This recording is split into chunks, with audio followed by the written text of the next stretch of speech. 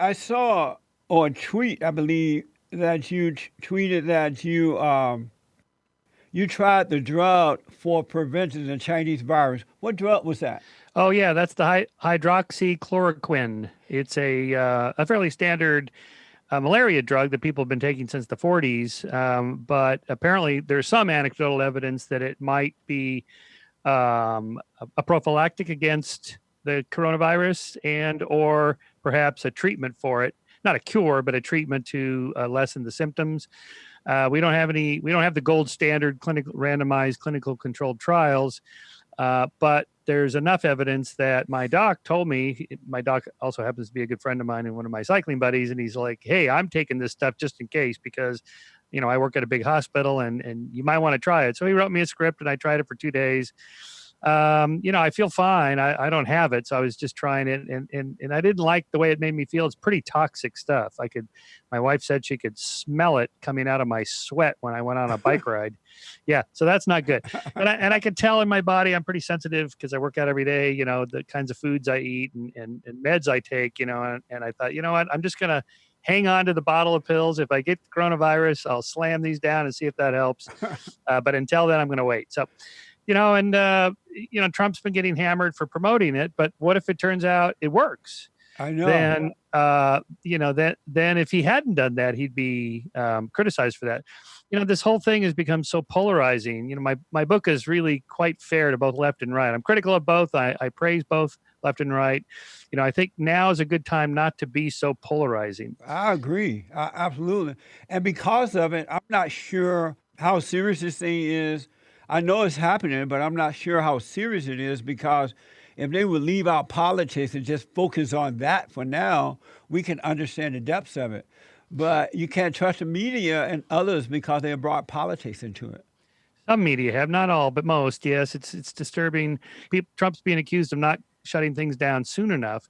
But back before we knew what we know now, when he was trying to make that decision and decided to not shut down for a little bit longer, there were articles about how a lot of autocrats and strongmen around the world, like in Turkey and Hungary, of course, North Korea, China, Russia, were using the coronavirus pandemic spread as an excuse to grow their power, grab more power, get rid of civil liberties and so on. So had Trump closed things down earlier, of course, he would have been accused of being a strongman autocrat trying to grab dictatorial powers.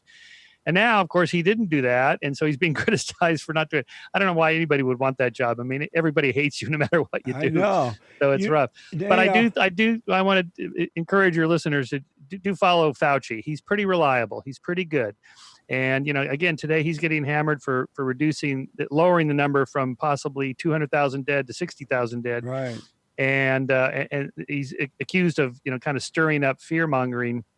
But had he not done that, had he said, I think it's only 60,000 and 200,000 end up dying, then he'd be criticized for that. Yeah.